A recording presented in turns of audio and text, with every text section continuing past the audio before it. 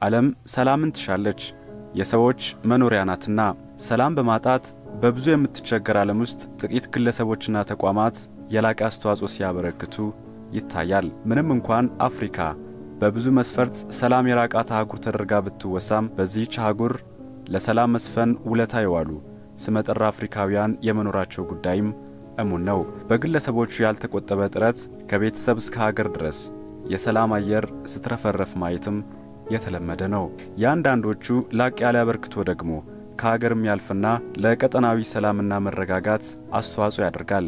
ይህም በማድረጋቸውም በዓለም አቀፍ አደባባይ ዕውቅና የተቸራቸው በጣት ከሚቆጠሩ የሰላም አርበኞች መካከል አፍሪካውያንም ይገኙበታል። በኢትዮጵያ ለውጡን ተከትሎ ዓለም የመሰከረው ትልቅ የሰላም ድባብ ሰፍኗል። የሰላም ድባብ ከኢትዮጵያም ያለፈ ሆኗል። ለጎረቤቶቿም መትረፍ የቻለው ይህ የሰላም አየር ለዘመናት ተለያይቶ የኖሩ የቤተሰብ አባላትን ያሰባሰበና እፎይታ የሰጠ መሆኑንም በርካቶች የመሰከሩለት ነው። በሀገር ውስጥ ብቻ ሳይሆን ሰላም ባጡ ሀገራት ጭምር የሰላም አሻራቸውን ማሳረፍ የቻሉት ጠቅላይ ሚኒስትር ዶክተር አብይ አህመድ ለሰው ልጅ ሰላምና ወንድማማችነት በመትጋት ላስመዘገቡት ውጤት ዓለም አቀፉ ማህበረሰብ ዕውቅና ችሯቸዋል። በዓለም ደረጃ ሰላም ለማስፈን ለተቀን የምተጉ ግለሰቦችን እያደነ የሚያበረታታው ዓለም አቀፉ የኖቤል ኮሚቴም ጠቅላይ ሚኒስትር ዶክተር አብይ አህመድ ወደ ስልጣን በመጡ ማግስት ባበረከቱት የላቀ አስተዋጽኦ 100ኛው የሰላም የኖቤል ተሸላሚ አድርጎ መምረጡ ይታወሳል። ኢትዮጵያ የሰላም ምድር እንድትሆንና ቀጣዩ ትውልድም ሰላም የተሞላች ሀገር እንዲረከብ አበክሮ የምተጉት የ2019 የሰላም የኖቤል ተሸላሚው ስለ ሰላምና ዓለም አቀፍ ትብብር ደጋግሞ ሲናገሩ ይደመጣል። ሰላም የሰላም ግንባታ አቲቲዩድ ነው። ለሰላም የሚሰጥ ዋጋ ነው። የሰላም እሳቤ እንዲያድግ ዋነኛው መሰረታዊ ስራ አቲቲዩድ ላይ የሚሰራ ስራ ነው። ሁለተኛው ህግ ማስከበር ነው።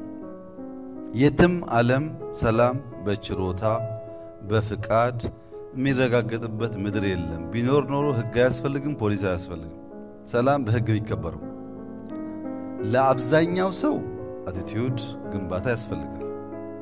ከዚያ ወጣ ደግሞ ለሚለው ሰው የህግ አስከባሪና ህግ ያስፈልጋል።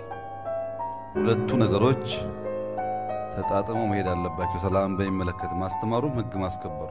እኔ የወንድሜ ጠባቂ ነኝ በሚለው ንግግራቸው የምታወቁት ጠቅላይ ሚኒስትር ዶክተር አብይ አህመድ ትውልዱ በዘመናት መካከል የተወራረሱ ችግሮችን ለማለፍ ዛሬም ወንድማማችነቱን እንዲያጠናክር አበክሮ ይናገራሉ።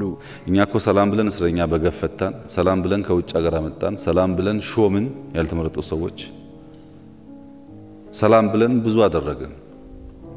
ሰዎች ግን በራሳቸው መመዘኛ በራሳቸው እሳቤ ለነሱ ሰላም ብለው የሚያስቡት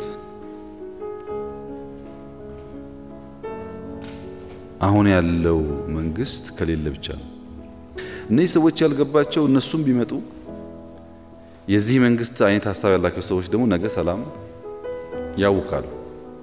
ሰላም ሊፈጠር የሚችለው መከባበር፣ ልዩነትን ማክበር፣ በስርዓት አብሮ መኖርን ስንፈቅድ ብቻ ነው እንጂ አንዱ ሲወጣ አንደኛው አንዱ ሲወጣ አንደኛው የክርክር ሐሳብ የሚያነሳ ከሆነ መቼም ቢሆን ኢትዮጵያ ውስጥ ሰላም አይኖርም። በኢትዮጵያ ታሪክ የሰላም ሚኒስቴር መስሪያ ቤት የተቋቋመውም በዚሁ የለውጥ ዘመን ነው። የጸረ አፓርታይድ ታጋዩ የመጀመሪያው ጥቁር የደቡብ አፍሪካው ፕሬዝዳንት የነበሩት ኔልሰን ማንዴላ፣ የመጀመሪያዋ የላይቤሪያ ሴት ፕሬዝዳንት የነበሩት ኤለን ጆንሰን ሰርሊፍ፣ ጋናዊው ዲፕሎማትና የተባበሩት መንግስታት ድርጅት ዋና ጸሐፊ የነበሩት ኮፊ አናን እንዲሁም ደቡብ አፍሪካዊው የሃይማኖት መሪ የነበሩት ዴዝመንድ ቱቱ ለሰው ልጅ ሁሉና ለሀገራቸው ሰላም ያልተቆጠበ ጥረት በማድረጋቸው የኖቤል ሽልማት ያገኙ ተጠቃሽ አፍሪካውያን መሪዎች ናቸው።